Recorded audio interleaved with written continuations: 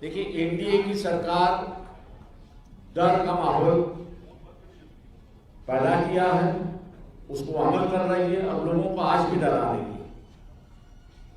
प्रकाश जी आप पटना में हैं। मेरा ये स्पेसिफिक सवाल आपसे है कि पटना सेंट्रल में आप बैठ के क्या आप डर का माहौल फील कर रहे हैं? क्योंकि आमतौर पे जितने भी प्रेस कॉन्फ्रेंस में हम जाते हैं, आपकी जो 3 दर्जन बाउंसर्स हैं, ये बाउंसर्स हमें नजर नहीं आते हैं।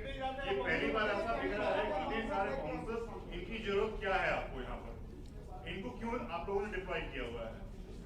देखिए, बाउंसर्स जो है वो होटल के बाउंसर्स है, वो हम लोग के नहीं है। पहला ये खुलासा कर दूं, एक बात। दूसरी बात ये है कि चाहे मैं पटना में हूँ, चाहे चंडीगढ़ में हूँ, चाहे कलकत्ता में हूँ और चाहे चेन्नई में हूँ, डर किसी शहर में नहीं होता है। डर व्यक्ति में पैदा किया जाता है। जैसे मैंने कहा आपसे कि प्राइम मिनिस्टर के मर्डर के आरोप में मैं दूसरा आरोपी हूं, ये डर नहीं तो क्या है? वहां के पुलिस अधिकारियों ने जब कहा कि ये फर्जी रिकॉर्ड बना रहे हैं, तब जाके हुआ। अब ऐसे अगर स्टेटमेंट्स गवर्नमेंट के माध्यम से आने लगेंगे तो लोगों को डर नहीं लगेगा तो क्या लगेगा? आज कोई कह रहा है, बजाज का स्टेटमेंट लीजिए, इंडस्ट्रियलिस्ट है, 8,000 करोड़ के मालिक है। उन्होंने कहा कि अगर मैं सही कहूंगा तो मुझे डर है कि ईडी मेरे घर पे शाम को आ जाएगी। और क्या चाहिए आप लोगों को? इस चीज को दूसरे तौर पे भी देखें कि बाबा साहब आम्बेडकर के पर्वों थे, प्रकाश आम्बेडकर को पूरे देश में डर लगता है, तभी वो 3 दर्जन। देखिए, ऐसा डर लगता तो शायद मेरे ख्याल से ये प्रेस कॉन्फ्रेंस में नहीं करता। मैं तो चैलेंज कर रहा हूं सरकार को कि भैया आप अगर कह रहे हो तो मुझे अरेस्ट करके बताइए। लेकिन प्रेस कॉन्फ्रेंस तो आप सख्त सुरक्षा व्यवस्था में कर रहे हैं। 40 वर्षों के पत्रकारिता में आज हमने पहली बार इतने बाउंसर्स देखे हैं सर, इतने बाउंसर्स में घेरा हुआ। मैंने आपसे कहा कि भैया ये जो व्यवस्था है, ये यहाँ की होटलों की व्यवस्था है, क्योंकि काफी कार्यकर्ता लोग आएंगे और उन्होंने की अपनी है, ये हमारी नहीं है। रोज प्रेस कॉन्फ्रेंस, आज भी 4 प्रेस कॉन्फ्रेंस करता है। आप पटना पुलिस से सिक्योरिटी मांग सकते थे, पटना के सीनियर एसपी से सिक्योरिटी मांग सकते थे।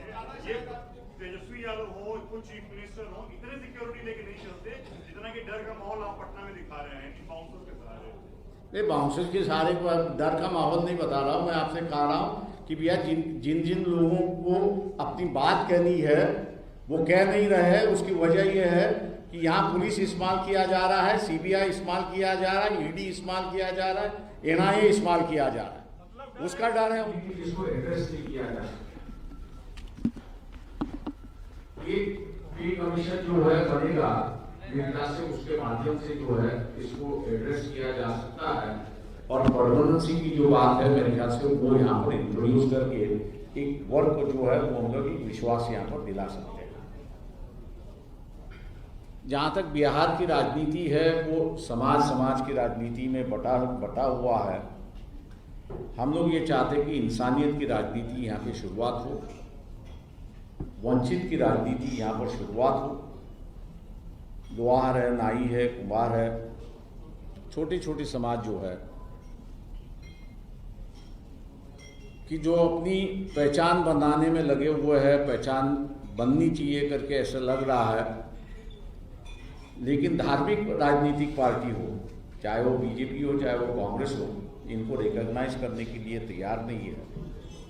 और इसलिए वंचित मोर्चा ये ऐलान करती है कि इस बार जो है ये जो छोटी समाज जो है, जिसको अति पिछड़ा करके हम लोग कहते हैं, उनमें से जो है वो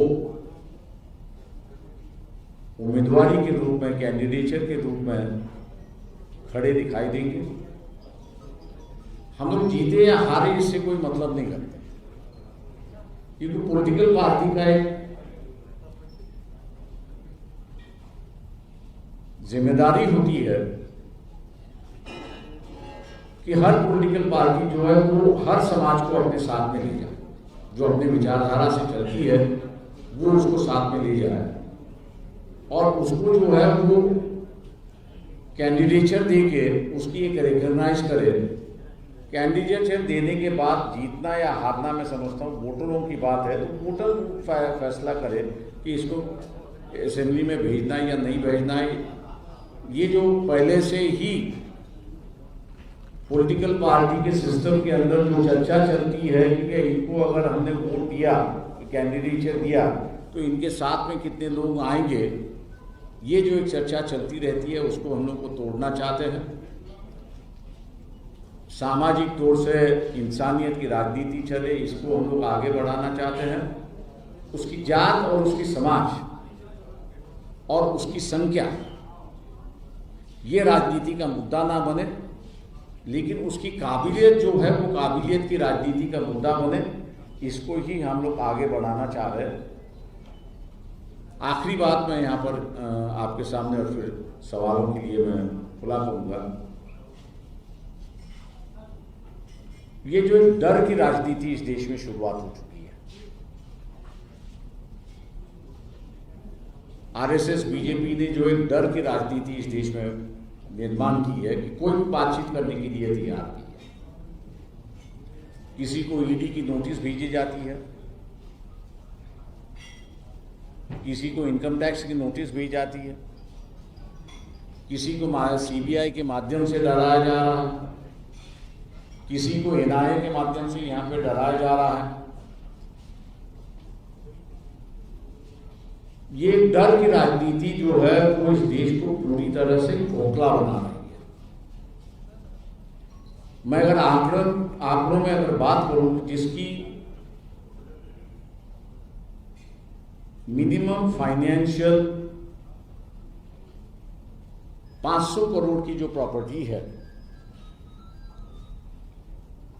ये मेरे आंकड़े नहीं है। अफ्रीका में एक संस्था है रिच माइग्रेंट ऑर्गेनाइजेशन करके,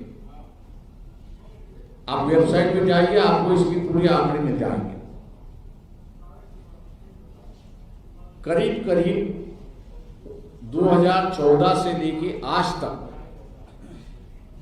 कि जिनकी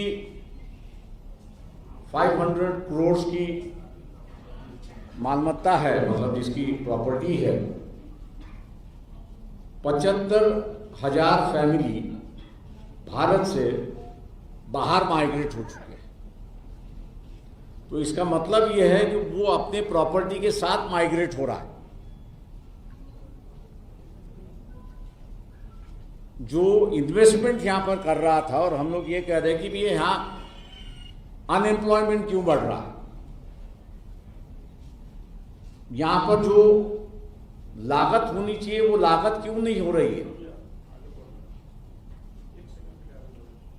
ये जो माइग्रेशन हो रहा है, मतलब ह्यूमन रिसोर्स का भी माइग्रेशन हो रहा है और उसके साथ साथ फाइनेंशियल रिसोर्स का भी जो माइग्रेशन हो रहा है, ये मेरे ख्याल से बहुत बड़ी गंभीरता का विषय है।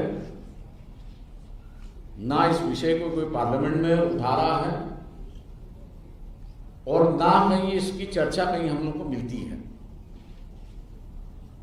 ये आंकड़े जो है, ये मैंने जैसे कहा कि 75,000 की जो आंकड़े, ये मेरे आंकड़ा नहीं है, ये उन्होंने लिस्टिंग की है कि इंडिया में से कौन कौन फैमिलीज है कि जिन्होंने कौन से देश में माइग्रेट किया है और जाते समय उन्होंने अपनी जो प्रॉपर्टीज है वो वहां जाके लिया गया। तो मैं ये समझता हूँ कि ये जो डर का जो माहौल है, और ये डर के माहौल की वजह से यहाँ का जो पूंजीपति है, जो एम्प्लॉयमेंट दे सकता है, इन्वेस्टमेंट कर सकता है, वो यहाँ से जो भाग रहा है, मेरे ख्याल से उसको किसी न किसी तरह से विश्वास देना कि भैया आपके खिलाफ कार्रवाई नहीं होगी, जो कुछ है वो आपको डिपार्टमेंट के साथ बैठ के आप समझौता कर सकते हो, लेकिन ना आपका नाम खराब होगा, ना आपको जेल में डाला जाए। क्योंकि आज किसी को जेल में डाला जाता है तो 2-3 साल के पहले वो बाहर निकलता ही नहीं, ऐसी एक परिस्थिति है। और इसलिए ये जो डर का माहौल है, इस डर के माहौल के खिलाफ हम लोगों को कह रहे हैं कि खुलेआम जो है इस सरकार के खिलाफ आपको वोट देना है। जब तक ये डर का माहौल खत्म नहीं होगा तब तक मेरे ख्याल से इस देश में इन्वेस्टमेंट आना की शुरुआत नहीं होगा, और यहाँ जो पूंजीपति है वो इन्वेस्टमेंट करना शुरुआत नहीं करेगा, और जब तक इन्वेस्टमेंट नहीं होता तब तक यहाँ जो है वो एम्प्लॉयमेंट नहीं होगा, ऐसा हम लोग मान के चलते हैं। शुल्का शेड्यूल ट्राइब के बारे में अगर यहाँ पर मैं कहूँ तो सरकार जो है वो कुछ करना नहीं चाहती है। हालांकि उनके अधिकार जो है वो अधिकार निकालना चाह रही है, चाहे वो रिजर्वेशन के माध्यम से हो चाहे और किसी माध्यम से। जिस मांग को हम लोग ले रहे हैं कि आप रिजर्व सीट खत्म करो, उसको तो कोई हाथ नहीं लगाएगा। मुझे नहीं लगता ना कांग्रेस ना बीजेपी इसको हाथ लगाएगी, लेकिन समाज के अंदर एक शुरुआत होनी चाहिए। इसलिए बिहार से हम लोग ये शुरुआत करने जा रहे हैं कि कुछ जनरल सीटों में से शेड्यूल कास्ट और शेड्यूल ट्राइब के उम्मीदवार जो है वो हम लोग खड़ा करना शुरुआत करेंगे, ताकि ये जो पॉलिटिकल रिजर्वेशन का मामला बाबा साहब ने 1954 में कहा था कि इसको खत्म करो, अब इसकी कोई जरूरत नहीं है। जिस इंटेंशन से हम लोग ये पॉलिटिकल आरक्षण लिया है, वो पॉलिटिकल आरक्षण का मतलब जो है वो अब हासिल हो चुका है। 54 से लेके आज तक मेरे ख्याल से उसे कोई खत्म नहीं कर रहा है। तो एक पॉलिटिकल सिस्टम हम लोग बनाने की कोशिश कर रहे हैं ताकि इसको भी किनारे लगा सके, और एक बुनियादी व्यवस्था इस देश में हम लोग शुरुआत करना चाह रहे हैं। बिहार की इलेक्शन मैं समझता हूं कि एक वाटरशेड इलेक्शन होगा। अगर एनडीए की सरकार को सभी मिलकर अगर गिरा सकते हैं तो आप मान लीजिए कि केंद्र की सरकार भी बिहार के इलेक्शन के बाद गिर सकती है। ऐसी एक परिस्थिति यहाँ पर हम लोगों को दिखाई देती है, और इसलिए बिहार के इलेक्शन को महत्व देते हुए मैं पिछले 3 इलेक्शन से बिहार में आता रहा, लेकिन इंडिपेंडेंटली कभी स्टांस लिया नहीं, किसी के साथ समझौता किया, किसी को सपोर्ट करके, किसी को ये करते हुए। लेकिन इस बार जो है वो इंडिपेंडेंटली स्टैंड मैं ले रहा हूँ। एक गठबंधन की राजनीति यहाँ पे शुरुआत कर रहा हूँ। मैं जानता हूँ कि मैं बाबा साहब का पोता हूँ, इसलिए एक वर्ग जो है बाबा साहब के नाम से चलने के लिए तैयार है, उसको एक रास्ता दिखाने की इस इलेक्शन, बिहार के इलेक्शन से एक उम्मीद रखता हूं। और मैं आपसे भी उम्मीद रखता हूं कि आप इस मेरे प्रयत्न को सहारा देंगे, सहकार्य देंगे, और